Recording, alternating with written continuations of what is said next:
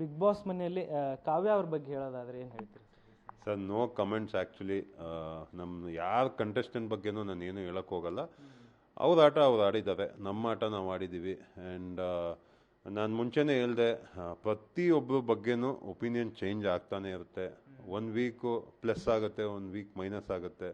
And ನನಗೂ ನನ್ನ ಬಗ್ಗೆ ನಮ್ಮ ವೈಫ್ ಹೇಳ್ತಾ ಇದ್ರು, ನಿಂದು ತುಂಬ ಪ್ಲಸ್ ಆಗಿದೆ, ಎಲ್ಲೂ ನೆಗೆಟಿವ್ ಮಾರ್ಕ್ ಇಲ್ಲ ಅಂತ. ಬಟ್ ನಾನು ಇನ್ಸ್ಟಾಗ್ರಾಮ್ ನೋಡಿಲ್ಲ, ನನಗೂ ಸೋಷಲ್ ಮೀಡಿಯಾದಲ್ಲಿ ಏನಾಗಿದೆ ಅಂತ ಗೊತ್ತಿಲ್ಲ. ನಿನ್ನೆ ಮಾರ್ನಿಂಗ್ 5 ಗಂಟೆಗೆ ಬಂದೆ, ಎದ್ಬಿಟ್ಟು ಡೈರೆಕ್ಟಾಗಿ ನಿಮ್ಮ ಮುಂದೆ ಕೂತಿದ್ದೀನಿ. ಸೊ ನನಗೂ ಗೊತ್ತಿಲ್ಲ ಸರ್, ಸೊ ಅದ್ರ ಬಗ್ಗೆ. ಬಟ್ ಮನೆಯಲ್ಲಂತೂ ಎಲ್ಲರೂ ಚೆನ್ನಾಗಿ ಆಡ್ತಾಯಿದ್ರು. ಎವ್ರಿಬಡಿ ವೇರ್ ಒಂದು ಡಿಫ್ರೆಂಟ್ ಪರ್ಸ್ಪೆಕ್ಟಿವಲ್ಲಿ ಆಡ್ತಾಯಿದ್ರು. ಮೇ ಬಿ ನೀವು ಆಚೆ ಇರೋರಿಗೆ ನಿಮಗೆ ಗೊತ್ತಿರುತ್ತೆ ಯಾರು ರೈಟಾಗಿ ಆಡೋದು, ಯಾರು ರಾಂಗ್ ಆಡೋದು ಅಂತ. ಸೊ ನಾನು ಕಮೆಂಟ್ ಮಾಡೋದು ತಪ್ಪಾಗುತ್ತೆ. ಗಿಲ್ಲಿ ಯಾವಾಗಲೂ ಕೂಡ ಕಾವ್ಯನ ರೇಗಿಸ್ತಾ ಇದ್ರು, ಕಾಲು ಎಳಿತಾ ಇದ್ರು. ಅವರ ಫ್ಯಾಮಿಲಿ ರೌಂಡ್ ಬಂದಾಗ ಅವ್ರಿಗೆ ಚೈನನ್ನು ಗಿಫ್ಟ್ ಕೊಟ್ಟಿರ್ತಾರೆ. ಸಾಕಷ್ಟು ಬಾರಿ ನಿಮ್ಮ ಕೈ ಬ್ರೇಸ್ಲೆಟ್ಸ್ ಎಲ್ಲ ಕೇಳಿರ್ತಾರೆ. ಸೊ ಆ ಒಂದು ಮೂಮೆಂಟ್ ಎಲ್ಲ ನೋಡಿದಾಗ ಇಲ್ಲ ಸರ್, ಯಾಕಂದರೆ ಗಿಲ್ಲಿ ಬಂದಿದ್ದು ಜಂಟಿಯಾಗಿ, ಆ್ಯಂಡ್ ಕಾವ್ಯ ಜಂಟಿಯಾಗಿದ್ದು. ಮೇ ಬಿ ಅಲ್ಲಿಂದ ಅವ್ರಿಗೊಂದು ಬಾಂಡೇಜ್, ಒಂದು ಫ್ರೆಂಡ್ಶಿಪ್ ಬೆಳೀತು ಅಂತ ಅನಿಸುತ್ತೆ. ಅಲ್ಲಿಂದನೇ ಅದು ಟ್ರಾವೆಲ್ ಆಗ್ತಾ ಬಂತು ಲಾಸ್ಟ್ ತನಕ. ಆ್ಯಂಡ್ ಫ್ಯಾಮಿಲಿ ಬಂದಾಗೂ ಗಿಲ್ಲಿ ಕಾವ್ಯ ಅಂತಲೇ ನಡೀತಿತ್ತು.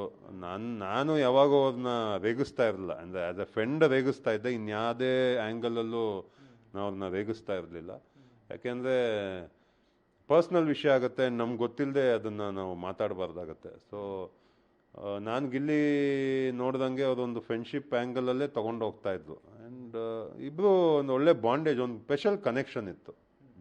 ಅಂದರೆ ಸಾಕಷ್ಟು ಏನು ಪೋಸ್ಟ್ಗಳೆಲ್ಲ ವೈರಲ್ ಆಗ್ತಾ ಇತ್ತು ಹೊರಗಡೆ, ಗಿಲ್ಲಿ ಕಾವ್ಯ ಹೊರಗಡೆ ಬಂದಮೇಲೆ ಮದುವೆ ಆಗ್ತಾರೆ ಇಬ್ರು ಅನ್ನೋದು ಒಂದಿಷ್ಟು. ಅಯ್ಯೋ, ನಾನು ನೆನ್ನೆ ಒಂದು ನಮ್ಮ ವೈಫ್ ಪೋಸ್ಟ್ ತೋರಿಸೋದು, ನಾನು ಅಶ್ವಿನಿ ಮದುವೆ ಆಗ್ಬಿಟ್ಟಿದ್ದೀವಿ, ಮಕ್ಕಳಾಗ್ಬಿಟ್ಟಿದೆ, ಬೈಕಲ್ಲಿ ಹೋಗ್ತಾ ಇದ್ದೀವಿ. ಸೊ ಸೋಷಲ್ ಮೀಡಿಯಾನೇ ಹಂಗೆ. ಸೊ ಏನು ಬೇಕಾದ್ರೂ ತೋರಿಸ್ತಾರೆ. ಸೊ ಹಂಗೆಲ್ಲ ತಪ್ಪಾಗತ್ತೆ ನಾವು ಅಂದ್ಕೊಳ್ಳೋದು. ಸೊ ನಿಜವಾಗ್ಲೂ ಅಂದರೆ 100% ಗೊತ್ತಿಲ್ಲದೆ ಮಾತಾಡೋದು ನಿಜವಾಗ್ಲೂ ತಪ್ಪಾಗುತ್ತೆ. ಸೊ ಅದ್ರ ಬಗ್ಗೆ ನಾನು ಮಾತಾಡೋಕ್ಕೆ ಇಷ್ಟ ಇಲ್ಲ ನನಗೆ.